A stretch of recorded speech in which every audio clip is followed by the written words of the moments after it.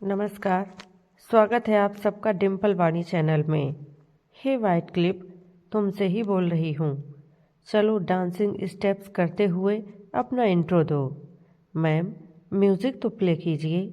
यह नज़ारा था मैनेजमेंट इंस्टीट्यूट का, जहाँ फ्रेशर्स की ऑफिशियल रैगिंग कर रहे थे उन्हीं के सुपर सीनियर्स। रैगिंग का कॉन्सेप्ट तो देश भर से गायब हो गया है, लेकिन मैनेजमेंट स्कूल में इसे ऑफिशियल इंट्रोडक्शन यानी एक तरह से रैगिंग जैसा ट्रीटमेंट दिया जाता है। बस सुपर सीनियर्स टॉर्चर नहीं करते, पर भरी क्लास में स्टूडेंट्स का मजाक बनाने से बाज नहीं आते। वैसे कुछ इंस्टीट्यूट्स में इस तरह के ऑफिशियल इंट्रोडक्शन में सुपर सीनियर्स फ्रेशर्स से मिलने मिलाने और उन्हें थोड़ा चीयर अप करने भी आते हैं। उस दिन सही समय पर अपना तेज दिमाग चलाया था माया ने, इसलिए उसने अपनी सीनियर्स से म्यूजिक प्ले करने के लिए कहा। सभी सुपर सीनियर्स हंस पड़े, क्योंकि क्लास में फ़ोन लाना अलाउड नहीं था। ऐसे में अमाया तो बच ही गई और उसने सुपर सीनियर्स की बोलती भी बंद कर दी। पास खड़े एक और सीनियर ने कहा, ओके मिस अमाया, आप अपनी हॉबी बताइए और उसे करके भी दिखाइए। सर, मुझे स्विमिंग बहुत पसंद है, पर यहाँ पूल भी नहीं है जो मैं स्विमिंग करके दिखाऊं। अमाया के इतना कहते ही सीनियर्स और जूनियर्स सभी हंस पड़े। उनमें से एक सीनियर जो टॉपर था, उसने कहा, प्लीज़ रहने देना जतिन, उसे जाने दे। आप सीट पर बैठो अमाया, अमन ने कहा। अमन की बात उसकी क्लास ही क्या, पूरा इंस्टीट्यूट तक मानता था। वह टॉपर स्टूडेंट था और अपने लॉजिक और इंटेलेक्चुअलिटी के लिए जाना जाता था। सारे टीचर्स और डीन होनहार अमन को पसंद करते। लुक्स का तो पूछो ही मत, जो देख ले वह फिदा हो जाए। जतिन ने अमन के पेट में मुक्का जमा दिया तो अमन ने भी एक्शन से अपने चेहरे का बचाव किया। यह देख सभी हंस पड़े कि अमाया न सही, पर अमन ने एक्ट तो कर दिखाया।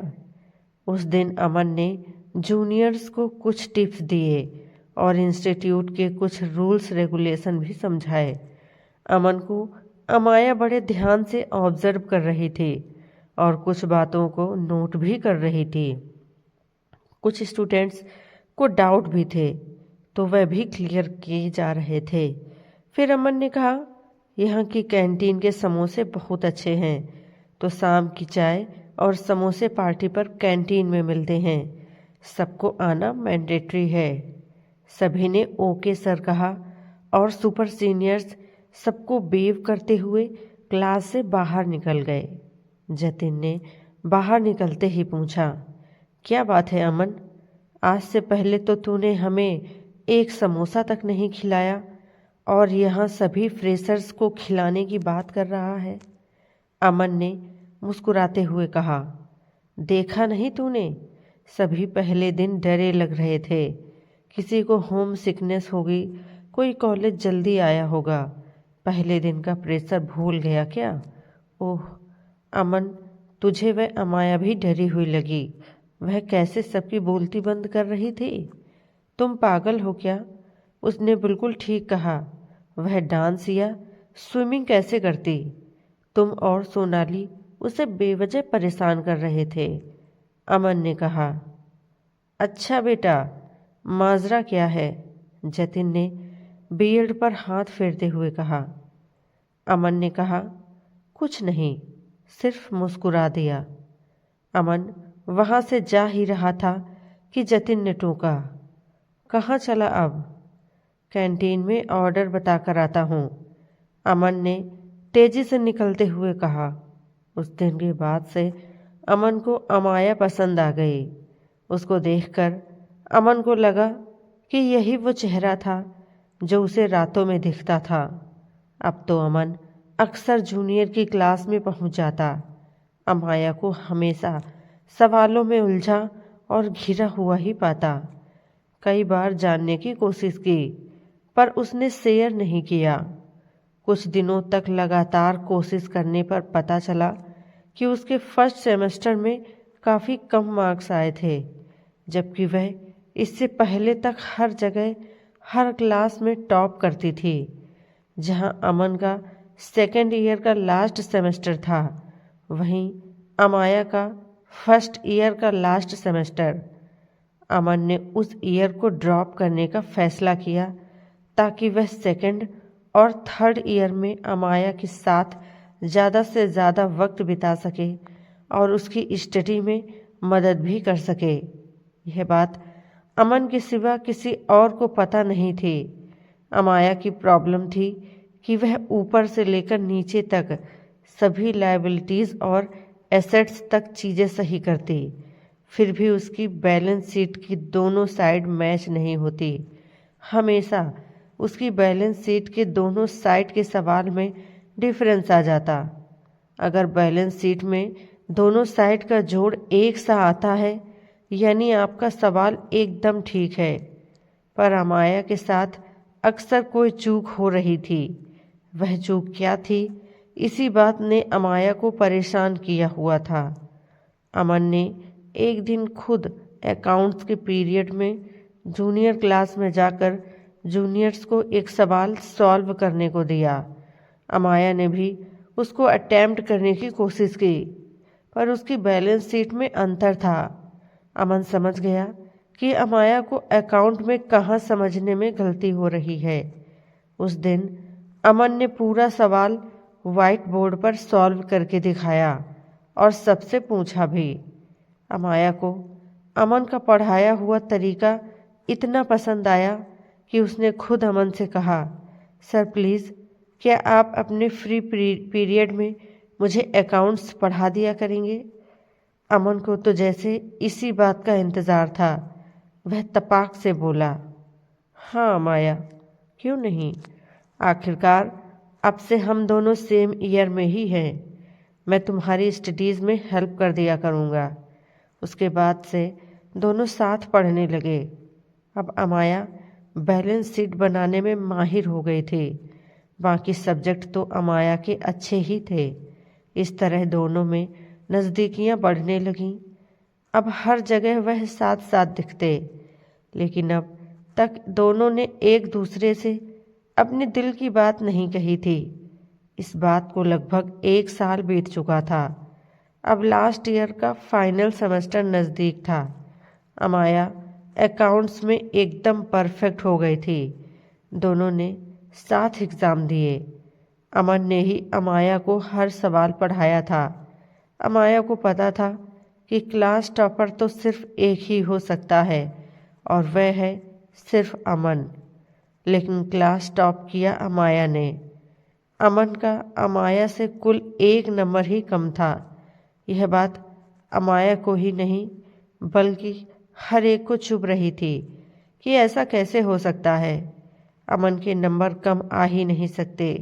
हर तरफ बस एक ही शोर था कि आखिर अमन का 1 नंबर कम कैसे आया। खैर, अमाया के टॉप करने के बाद इंस्टीट्यूट ने अमाया के लिए सक्सेस पार्टी रखी थी। अमाया को यूं खुश देख अमन को प्राउड फील हो रहा था। अमाया पार्टी के लिए खुश तो थी, पर एक बात थी जो उसे हजम नहीं हो रही थी। सक्सेस पार्टी के बाद अमन ने अमाया को उसके हॉस्टल ड्रॉप किया। उस रात रास्ते में अमाया ने पूछ ही लिया, अमन सच बताओ, आखिर माजरा क्या है। अमन ने पूछा, माजरा मतलब? बात को घुमाओ मत। अमाया ने एक बार फिर दोहराया। अरे नहीं यार, एक सवाल मुझे आ नहीं रहा था, इस वजह से वह मिस कर गया। अमन ने सफाई देते हुए कहा। उसने झट से बात बदलते हुए कहा, जतिन सबकी कितनी अच्छी मिमिक्री करता है। पार्टी में उसने समा बांध रखा था और तुम भी बहुत गॉर्जियस लग रही थी। सभी टीचर्स मुझसे तुम्हारी तारीफ कर रहे थे, कह रहे थे कि अमाया ने कितना इम्प्रूव किया। सभी के लिए वह एक स्टार है। सच में Amaya, you are a rock star. Amaya उसकी बातें सुन रही थी, पर कहीं न कहीं जानती थी कि कुछ तो गलत है जो अमन बता नहीं रहा। मुझे पढ़ाकर भी उसके नंबर कम आ ही नहीं सकते। उसने इस तरह की प्रॉब्लम को कितनी बार सॉल्व करके दिखाया है। अमाया मन ही मन सोच रही थी कि तभी अमन ने बताया कि वह कल सुबह अपने होम टाउन जा रहा है। पिछले 2 साल से वह घर नहीं गया है। माँ उसे बुला रही है। अरे वाह अमन, ज़रूर जाओ आंटी से मिलने। तुम 2 साल से घर नहीं, क्यों नहीं गए? किसने रोका था तुम्हें? अमाया ने मुंह बिचकाते हुए कहा। रोका तो किसी ने नहीं था, पर किसी का साथ उस समय बहुत ज़रूरी था। तब यहाँ ठहरना ज़रूरी था। अमन ने अमाया को चिढ़ाते हुए कहा। हॉस्टल आ चुका था।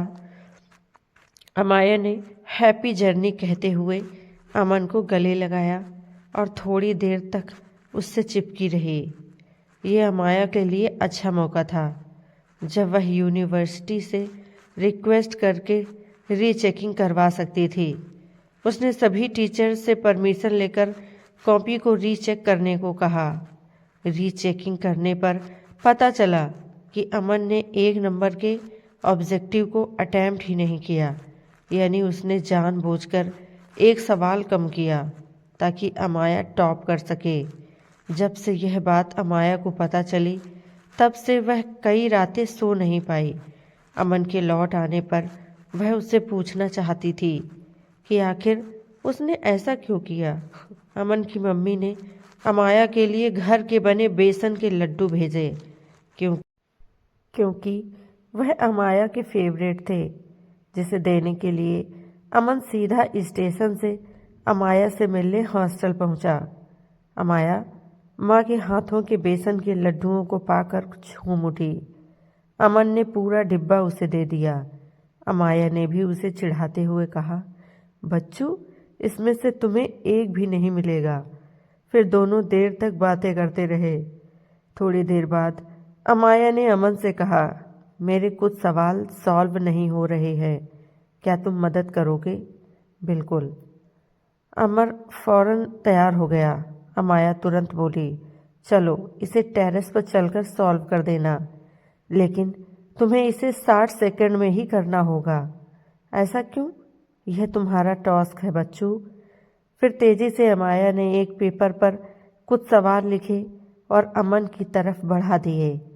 अमाया ने तपाक से कहा, आपका समय शुरू होता है अब। अमन एकदम तेजी के साथ सवालों को सॉल्व करने लगा। वह जल्दी जल्दी सॉल्व कर रहा था। पूरे 59 सेकंड में उसने सारे सवालों को सॉल्व कर डाला। उन सवालों में एक सवाल वो भी था जिसे अमन ने एग्ज़ाम में यह कहकर एक्सक्यूज़ किया कि वह सवाल उसे आता नहीं था। आर यू श्योर अमन, तुम्हें सारे सवाल आते हैं? अमाया ने पूछा। देखो, कर तो दिए, अमन ने कहा। अमाया ने उसी सवाल पर हाथ रखकर पूछा, यह आता है तुम्हें? हाँ बिल्कुल। अमन को याद नहीं रहा कि अमाया क्या पूछना चाहती है। अमाया की आंखों से आंसू बहने लगे।